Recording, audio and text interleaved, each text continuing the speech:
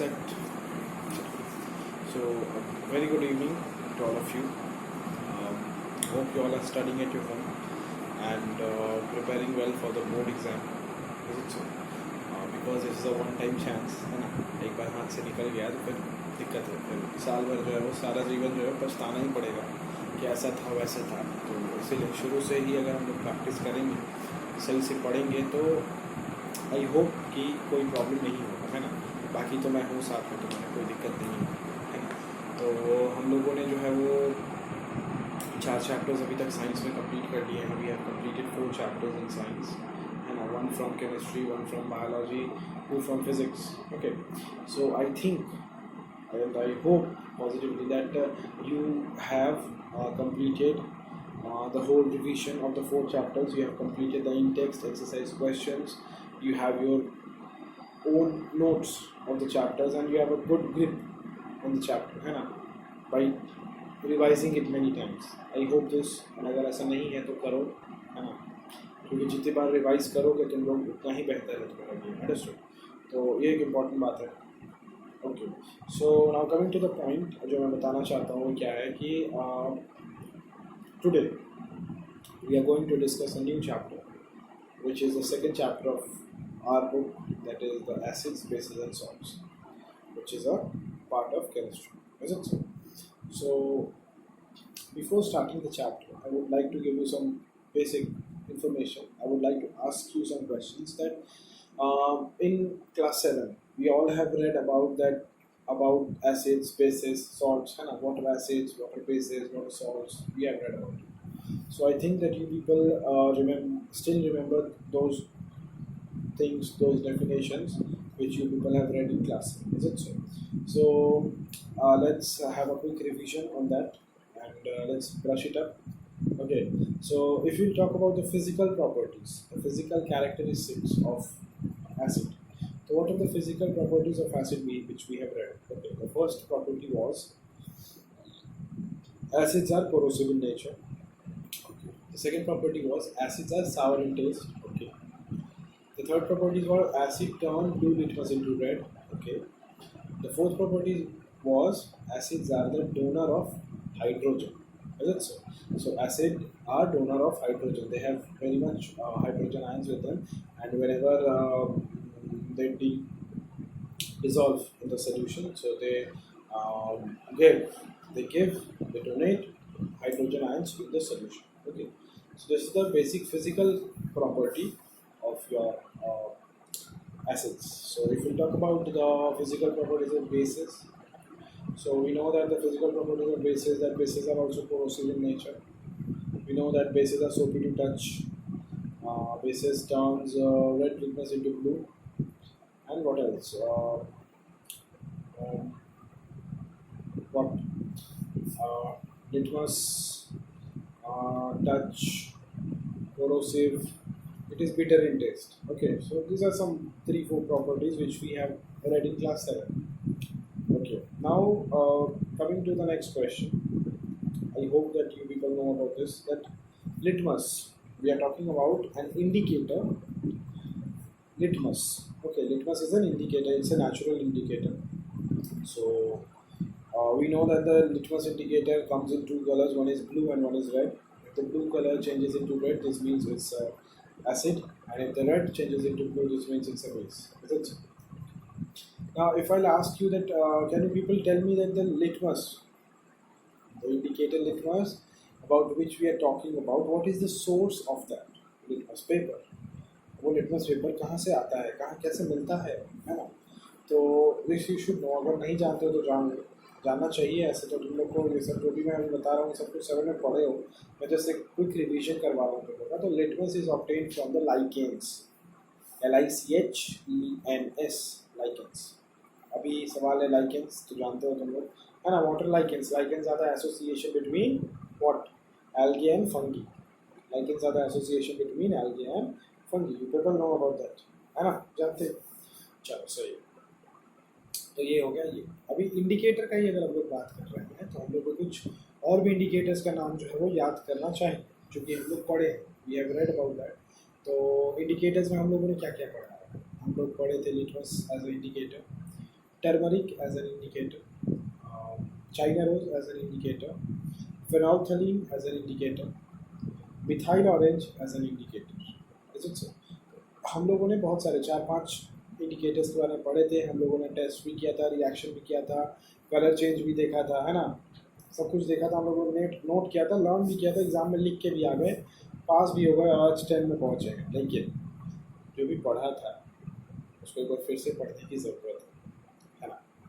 तो उम्मीद करते हैं कि तुम लोग पढ़ लोगे उसको, है ना, colour change. And in case दिक्कत है तो मुझे बताओ कमेंट में, ठीक है, कि yes you people need guidance on that particular small thing, so मैं उसके लिए भी कुछ करूँगा, है ना। Apart from that I hope that तुम लोगों को पता है that the acids and bases जिसके बारे में हम लोग बात कर रहे हैं, एसिड्स और बेसिस का भी फर्दर जो है वो 2 पार्ट होता है, पता है। एसिड्स को जो है वो फर्दर हम लोग एसिड्स को डिवाइड करते हैं किसमें, स्ट्रॉन्ग एसिड में और वीक एसिड, है ना। Similarly the bases are divided into strong base and weak base, is it so? पता है ये बात?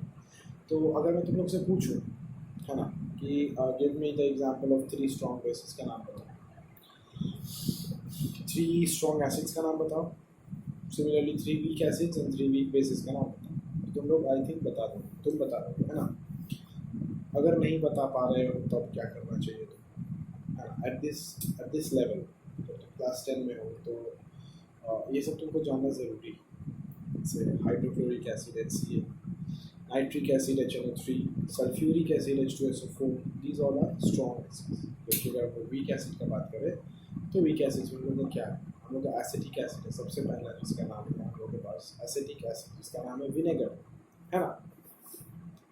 तो ये एक वीक एसिड है। उसके बाद है carbonic acid, okay, that is also weak acid, okay, तो HCOOH the formula, okay, carbonic acid. तो ये सब है कुछ एग्जांपल्स। अब विनेगर से याद आया, एक छोटा क्वेश्चन पूछते हैं। दिस क्वेश्चन इज जनरली ये इसलिए पूछा जा रहा है तुमसे ताकि जिसमें जानना चाहता हूँ कि तुम लोगों को एसिड बेस जो भी पढ़े हो, जो भी बेस जो भी तुम लोग को मिला था उस वक्त, base means not the acid वाला बेस, बेस फाउंडेशन जो भी पढ़े थे, तो वो तुम लोग सही से समझे हो कि नहीं समझे हो, तुम लोग के दिमाग में है। सपोज करो तुम्हारे फादर, मदर, कोई भी हो सकता है, फादर ही पकड़, बहुत ज़्यादा खा लेने की वजह से एसिडिटी हो गया, जो कि नॉर्मली हो जाता है कभी भी किसी को। अभी तुम्हारे सामने 3 दवा हैं, you have 3 things in front of you. एक है लेमन जूस रखा हुआ है, एक एसिडिक एसिड रखा हुआ है, और एक बेकिंग सोडा रखा हुआ है। अब तीनों में से तुम अपने फादर को कौन सा सजेस्ट करोगी that yes take this and आपका एसिडिटी ठीक हो जाएगा? बताओ, तुम लोग बताओ क्या होना चाहिए तीनों में, क्या होना चाहिए? लेमन जूस, विनेगर मतलब acidic acid, and baking soda, क्या होना चाहिए? लेमन एसिड है, एसिडिक एसिड है, तो एसिडिटी हुआ है, हम और एसिड उनको देंगे, पॉसिबल नहीं है, तो हम क्या देंगे? बेकिंग सोडा देंगे। क्यों? क्योंकि बेकिंग सोडा बेस है, तो एसिड बेस रिएक्ट करेगा, रिएक्ट करके क्या करेगा? इफेक्ट को न्यूट्रलाइज करेगा, और जो भी पर्सन है उसको थोड़ा रिलीफ मिल सकता है ना। या तो पूरा पूरी ठीक हो जाए, या फिर नहीं भी ठीक होता तो रिलीफ ज़रूर मिले, है ना। तो ये बात है। तो चलो अच्छी बात है, जिसको पता था तो इट्स गुड, जिसको नहीं पता था वो जान लो। जिसको solid, strong acid, strong base, weak acid, weak base का नाम नहीं पता, उन लोग का होमवर्क है कि उन लोग strong acid, strong base, weak acid, weak base सबका 4 एग्जाम्पल्स कॉपी में नोट डाउन करें, क्योंकि इस लेवल पे ये सब जानना बहुत ज़रूरी है। These are very basic things, इसको जानोगे तो बेहतर है तुम्हारे लिए, है ना। चलो नेक्स्ट थिंग जो मैं बताना चाहूँगा, तो मुझसे जनरली पूछना चाहूँगा that you people have read neutralisation reaction, class 7 में पढ़े हो न्यूट्रलाइजेशन रिएक्शन के बारे में, है ना। तो याद होगा the reaction in which acid reacts with base to form salt and water. Acid base के साथ रिएक्ट होता था, क्या बनाता था? सॉल्ट और वाटर बनाता था, है ना, सॉल्ट एंड वाटर बनाता था। इसको हम लोग न्यूट्रलाइजेशन रिएक्शन बोलते थे, है ना। एसिड बेस दोनों रिएक्ट करके एक सॉल्ट बना देता था, इफेक्ट ही खत्म, एसिडिटी भी खत्म, बेसिसिटी भी खत्म। लेकिन इसके लिए क्या ज़रूरी होता था ये भी हम लोगों ने पढ़ा है कि अगर हम लोग स्ट्रॉन्ग एसिड लिए हैं तो हम लोग को उसके साथ क्या लेना पड़ेगा, स्ट्रॉन्ग बेस लेना पड़ेगा। वीक एसिड लिए हो तो वीक बेस लेना पड़ेगा, है ना। तो सेम पेयर रखना पड़ेगा। अगर हम लोग सेम पेयर नहीं रखते हैं तो क्या होगा, न्यूट्रलाइज होगा क्या, तुमको क्या लगता है होगा। सपोज कर लो हम लोग एक स्ट्रॉन्ग एसिड ले लेते हैं, एक वीक बेस ले लेते हैं, तो दोनों को हम लोग रिएक्शन करवा, रिएक्शन तो हुआ, लेकिन क्या ये जो इफेक्ट है ये क्या न्यूट्रलाइज होगा, ये सिचुएशन जो है, ये जो सोल्यूशन तैयार होगा ये क्या न्यूट्रल सोल्यूशन होगा, बोलो। नहीं सर नहीं होगा। क्यों नहीं होगा, क्योंकि एसिड सर, एसिड ना स्ट्रॉन्ग है तो एसिड कैरेक्टर अभी भी उसमें बहुत ज़्यादा है, क्योंकि वीक तो बेस तो बहुत वीक है, तो एसिड सारे एसिड को जो है वो न्यूट्रलाइज नहीं कर पाएगा, तो एसिडिक कैरेक्टर अभी भी उस सॉल्यूशन में बहुत ज़्यादा होगा। या फिर हम लोग वाइस वर्सा भी सोच सकते हैं, वीक एसिड लेके अगर स्ट्रॉन्ग बेस ले लेते हैं तो अभी भी हम लोग बोलेंगे नहीं सर न्यूट्रलाइज तो नहीं हुआ सोल्यूशन में बेसिक कैरेक्टर थोड़ा ज़्यादा हो सकता है, बोल सकते हैं ना ऐसा।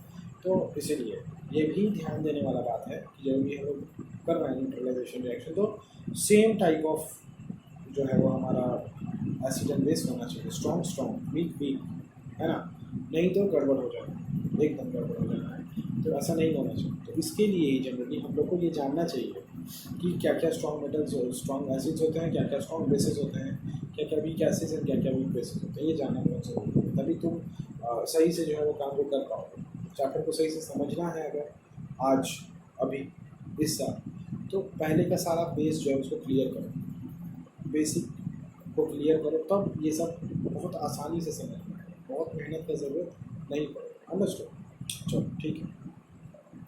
अब आते हैं केमिकल प्रॉपर्टीज़, तो फिजिकल प्रॉपर्टीज़ हो गया। इसके बाद एक और टास्क तुम्हारा देता हूँ मैं तुम लोगों को, एक टास्क तो दिया अभी लिखने का, सेकंड टास्क इस कि तुम लोग लिखोगे कि हमने जो कुछ इंडिकेटर्स अभी नाम लिए, litmus, turmeric, China rose, phenolphthalein and methyl orange, इसका तुम लोग कलर चेंज लिखोगे एसिड बेस पे, ठीक है। ये तुम लोग का टास्क करके हमको तुम लोग दोगे, ग्रुप में भी दे सकते हो, कमेंट में भी लिख सकते हो, कमेंट में पिक्चर भी सेंड कर सकते हो, जैसे तुम लोग को सुविधा कर देना, लेकिन ज़रूर करना 1-2 दिन के अंदर हो। वीडियो देखते के बाद ही हमको ये सब चाहिए, ठीक है। एकदम मेहनत करो, थोड़ा पढ़ो लिखो। तो अभी तक हम लोगों ने जो है वो फिजिकल प्रॉपर्टीज़ डिस्कस किए। Now we are going to discuss the chemical properties of acid and base. मतलब जब एसिड बेस रिएक्ट करता है क्या होता है, एसिड एक मेटल के साथ रिएक्शन करेगा क्या होगा, एसिड नॉन मेटल के साथ रिएक्शन करेगा क्या होगा, या फिर बेस मेटल के साथ, बेस नॉन मेटल के साथ, है ना, एसिड हाइड्रोजन कार्बोनेट के साथ, एसिड सोडियम कार्बोनेट के साथ, इस तरीके से बहुत सारा हम लोग जो है रिएक्शन देखने जा रहे हैं, बहुत कुछ देखने जा रहे हैं। तो चलो अब फिर शुरू करते हैं ना। तो लेट्स स्टार्ट देन। जो भी हम लोग देखना है, जो भी हम लोग को सीखना है, तो अभी तक हम लोगों ने जो डिस्कस किया वो पूरा बेसिक्स है, क्लास 10 का इसमें कुछ भी नहीं था। अब जो हम लोग करने जा रहे हैं ये एक्चुअली हम लोग का क्लास 10 है, लेकिन पहले बेस क्लियर करना ज़रूरी था। जो भी बताएं उसको नोट कर लो, जो होमवर्क दिए हैं उसको अभी देख लो, तुम पहले उसको थोड़ा सा सॉल्व कर लो, 5 मिनट लगेगा उसको आंसर लिखने में जो दिया हूँ मैं अभी। फिर तुम लोग वीडियो को रिज्यूम करो, है ना, नहीं तो आफ्टर वॉचिंग द वीडियो तुम लोग उस काम को करो, लेकिन करो साथ साथ, अभी कर लेना है, वीडियो देखने तक नहीं तो अभी बीच में, ठीक है, जैसे तुम्हारी मर्जी करना है, लेकिन ठीक है, नहीं तो दिक्कत है, तुम्ही को दिक्कत है, मुझे कुछ नहीं है ना। तो चलो फिर शुरू करते हैं। हेडिंग डाल दो, chemical properties of acids and basis. Put the heading chemical properties of acids and basis. Okay, मतलब इसमें हम लोग ये डिस्कस करने वाले हैं कि एसिड और बेस जब डिफरेंट कंपोनेंट्स के साथ में रिएक्ट करेंगे तो क्या होगा, रिएक्शन कैसा होगा, रिएक्शन क्या प्रोडक्ट बनेगा, क्या क्या होगा, कैसे कैसे क्या होगा, ये सब हम लोग जो है वो डिस्कस करने जा रहे हैं। अंडरस्टूड? चलो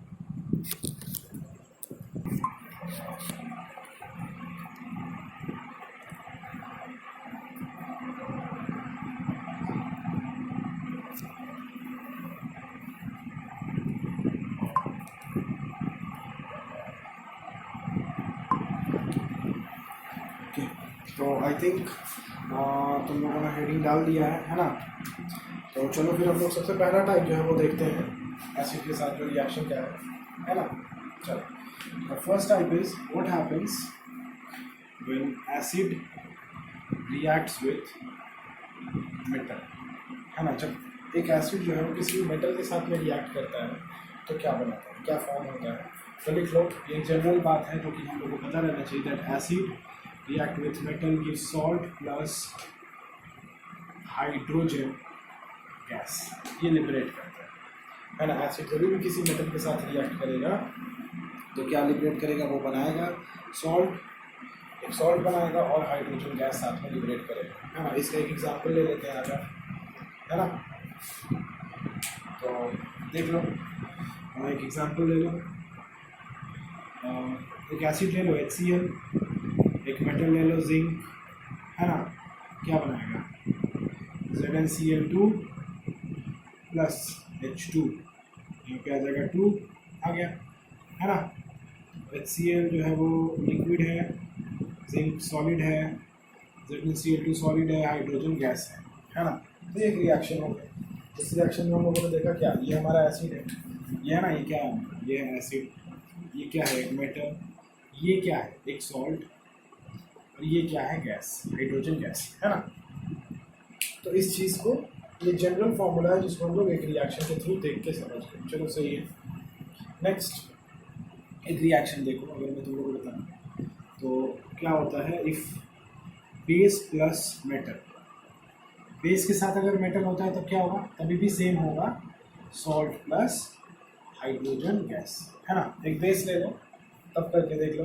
स्ट्रॉन्ग एसिड लिए थे, स्ट्रॉन्ग बेस लेंगे, सोडियम हाइड्रोक्साइड प्लस एक मेटल ले लो, जिंक ही ले लो, यहाँ भी कोई बात नहीं है।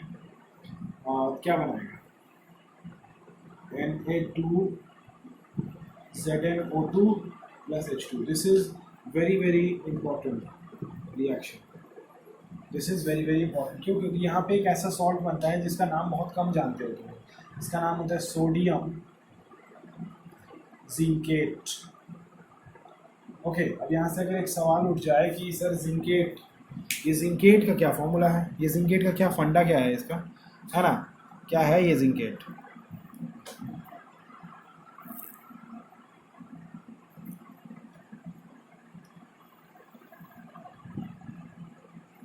है ना। तो देखो जिंकेट का फॉर्मूला तो लोगों को बता देते हैं। जिंकेट क्या होता है, ZnO2 2 minus, this is zincate, this is zincate का फॉर्मूला, ठीक है, दिस इज जिंकेट का फॉर्मूला ZnO2 2 माइनस। ओके चलो, तो ये हम लोगों ने देख लिया। ओके चलो ठीक है, अब हम लोग आगे बढ़ते हैं नेक्स्ट टाइप पे। हर एक टाइप बहुत इंपॉर्टेंट है, बहुत इंपॉर्टेंट मतलब बहुत ही ज़्यादा इंपॉर्टेंट है, तो हम लोग किसी भी टाइप को छोड़ नहीं सकते, है ना। चलो नेक्स्ट टाइप है हमारा, लिख लो तुम लोग, तो थर्ड टाइप, कि एसिड के साथ मेटल कार्बोनेट किस तरीके से रिएक्ट करेगा। Third type, that metal carbonate plus acid अगर हम लोग करते हैं, है ना, रिएक्शन, तो हम लोगों को क्या मिलेगा। ठीक है, तो इसको तुम लोग लिख लो, ठीक है, इसको तुम लोग लिख लो, salt plus water plus carbon dioxide, क्या बनेगा, salt plus water plus carbon dioxide, है ना, ये चीज़ बनेगा। ठीक है, अब ये चीज़ बनेगा तो इसके लिए हमको क्या रहना है, इसके लिए हमको तैयार रहना है ना।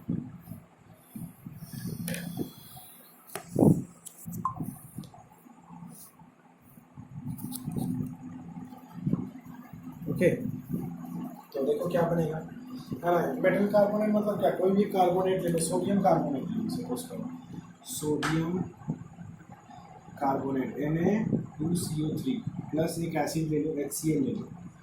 चलो देखो क्या होगा, तब क्या बनाएगा, एक सॉल्ट बनाएगा ना। सॉल्ट क्या बनता है, sodium chloride plus H2O plus CO2, हो गया, हो गया ना। तो ये है एक जनरल फार्मूला, इसको हम लोग को लर्न रखना है, इसको हम लोग को जो है वो लर्न करके रखना है, इसमें भूलने वाली कुछ भी बात नहीं, ठीक है। चलो, तो ये सब हम लोग कॉपी में नोट डाउन होना चाहिए, है ना। चलो ठीक है, अभी हम लोग नेक्स्ट आते हैं हमारा फोर्थ, है ना. What is that? That is your metal hydrogen carbonate. That is with the metal hydrogen carbonate और metal bicarbonate भी बोल सकते हो उसको. bicarbonate प्लस एसिड होगा तो क्या होगा, क्या बनेगा, देख लो, लिख लो. यहाँ पे बनेगा सेम चीज़, सॉल्ट, वाटर, कार्बन डाइऑक्साइड. कोई अंतर नहीं है हाइड्रोजन कार्बोनेट में और कार्बोनेट में. प्रोडक्ट में कोई भी डिफरेंस नहीं होता है, बस हम लोग का रिएक्टेंट चेंज होता है. एक बार हम लोग का सोडियम कार्बोनेट रहेगा, एक बार हाइड्रोजन कार्बोनेट रहेगा. समझे? देख लो. एक ये भी ले लेता हूँ मैं. देखो एग्जाम्पल में NaHCO3 है ना. अच्छा, स्टेट लिखना फर्स्ट चैप्टर में भी बताया था. स्टेट बहुत इंपॉर्टेंट है लिखना, है ना. स्टेट के बिना नंबर नहीं मिलेगा एग्जाम में. HCl एक्वस फॉर्म में, है ना. यहाँ से क्या बनेगा, NaCl सॉलिड बनेगा plus water liquid plus CO2 gas, है ना. तो ये एक रिएक्शन बन गया, है ना. ये एक रिएक्शन हमारा बन गया, है ना. चलो ठीक है, ओके.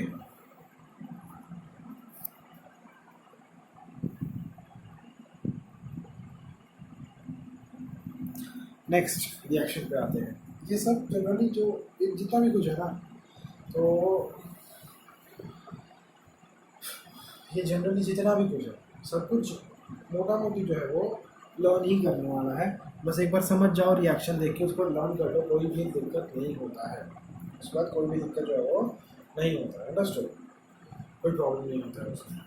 चलो, एक इम्पॉर्टेंट रिएक्शन अब मैं तुम लोगों को बताने जा रहा हूँ, देख लो.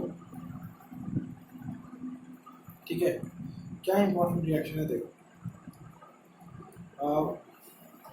इस रिएक्शन है ना, ये जो रिएक्शन हुआ हमारा, इस रिएक्शन में हम लोग क्या मिला, कार्बन डाइऑक्साइड गैस. ठीक है. अभी तुमसे ये पूछ देगा कि सपोज करो अगर इस कार्बन डाइऑक्साइड गैस में तुम लोग लाइम वाटर को अगर तुम लोग पास करवाते हो, अगर इस कार्बन डाइऑक्साइड को तुम लोग लाइम वाटर से रिएक्ट करवाते हो, reaction of CO2 with lime water. तो पहला सवाल तो ये है कि लाइम वाटर क्या है. तो लाइम वाटर है CaOH2. इसके साथ अगर हम लोग करवाते हैं CO2 का तो क्या बनता है, ये बहुत इंपॉर्टेंट रिएक्शन बन जाता है ना. देखो, तो CaOH2 है ना, जो CaOH2 है हमारा, ये क्या है, ये हमारा लाइम वाटर एक्वस फॉर्म में प्लस CO2 गैस. ये बनाएगा क्या, ये बनाएगा CaCO3 plus H2O plus H2O. तो यहाँ से हमको क्या मिला, CaCO3, that is a calcium carbonate. ठीक है. अब तुमको यहाँ से अगर कलर पूछ दे, कभी भी पूछ दे कि ये जो कैल्शियम कार्बोनेट बना इसका कलर क्या होगा, तो इसका कलर भी याद रखना. इसका कलर क्या होता है, इसका कलर होता है white. This is white in colour. This calcium carbonate is white in colour. ये कैल्शियम कार्बोनेट क्या है, फर्स्ट चैप्टर में पढ़े थे, मार्बल. मार्बल ही तो है कैल्शियम कार्बोनेट, है ना. ये क्या है, इसको हम लोग किसके लिए यूज़ करते हैं बताओ. इसको हम लोग इसके लिए यूज़ करते हैं, वाइट वॉशिंग के लिए यूज़ करते हैं. Exactly, yes. ठीक है, चलो याद है, अच्छी बात है. ओके. अब देखो, एक इम्पॉर्टेंट चीज़ यहाँ पे जो है वो बन सकता है. क्या बन सकता है, एक इम्पॉर्टेंट चीज़ जो यहाँ पे बन सकता है वो ये है कि सपोज कर लो अगर हम लोगों ने इस CO2 में लाइम वाटर दिया, अगर हम लोग इस CO2 में एक्सेस ऑफ लाइम वाटर दे दें, तब क्या कुछ नया कुछ बनेगा क्या, लगता है क्या. देख लेते हैं. अगर हम लोग reaction of carbon dioxide with access, बहुत ज़्यादा अमाउंट में लाइम वाटर अगर हम लोग दे देते हैं, ठीक है, तब क्या होगा देख लो. तब एक नया प्रोडक्ट बनेगा. क्या बनेगा देख लो. तो लिखो फिर, हमारा लाइम वाटर ले लो, COH2. ठीक है. इसके साथ हम लोग ले लेते हैं कार्बन डाइऑक्साइड प्लस वाटर ठीक है, तो क्या बना देगा CaHCO3 होल 2। ठीक है, क्या बना देगा CaHCO3 whole 2, this will be aqueous in form. Understood. तो हमारा प्रोडक्ट देखो कैसे चेंज हो गया। यहाँ पे भी कैल्शियम हाइड्रोक्साइड कार्बन डाइऑक्साइड के साथ ही रिएक्ट कर रहा है, यहाँ पे भी कैल्शियम हाइड्रोक्साइड कार्बन डाइऑक्साइड के साथ ही रिएक्ट कर रहा है, लेकिन प्रोडक्ट देखो अंदर है। प्रोडक्ट में डिफरेंस क्यों आया? क्योंकि यहाँ पे हम लोगों ने excess of lime water use किया, तब हमको ये प्रोडक्ट मिला। और अगर हम लोग को सिर्फ लाइम वाटर बोलेगा, limited amount of lime water, तो हम लोग कैल्शियम कार्बोनेट बनेगा। नहीं तो क्या बनेगा? इसका नाम लिख लो तुम लोग, कैल्शियम हाइड्रोजन कार्बोनेट। इसका नाम होगा कैल्शियम हाइड्रोजन कार्बोनेट, एंड इसका नाम है कैल्शियम कार्बोनेट। अंडरस्टूड? कोई दिक्कत? चलो सही है, कोई दिक्कत नहीं। ठीक है, समझ गए? ठीक है।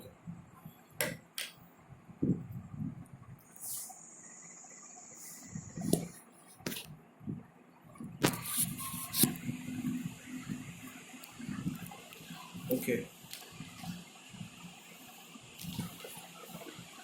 चलो अब हम लोग को फर्दर आगे बढ़ना है, ठीक है ना।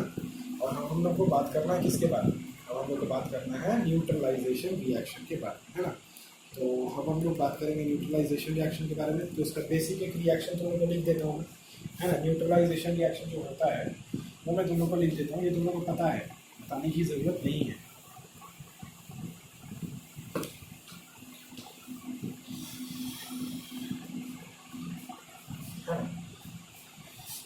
डेट भी रेस कर दो, क्या करना है ना। तो क्या है रिएक्शन बताओ। अगर हम लोग बात करते हैं न्यूट्रलाइजेशन रिएक्शन, है ना। अगर हम लोग बात करते हैं न्यूट्रलाइजेशन रिएक्शन के बारे में, है ना। ओके, तो ये जो हमारा न्यूट्रलाइजेशन रिएक्शन है, ठीक है, ये क्या है बताओ, क्या है ये बताओ। इसमें हम लोग क्या जानते हैं कि हम लोग इसमें जानते हैं base plus acid gives salt plus water. ये सबसे बढ़िया रिएक्शन है जो कि हम लोग बचपन से पढ़ते आ रहे हैं, है ना। और आज तक कभी जो है दिक्कत नहीं हुआ होगा इसमें, है ना। तो इसमें क्या होता है बेस, इस बारे में हम लोगों ने चर्चा भी किया है स्टार्टिंग में, है ना। तो ये बात है। अभी हम लोग जो है वो फर्दर जो है ना, ये तो इसके बारे में तो हम लोग सभी लोग जानते हैं ना।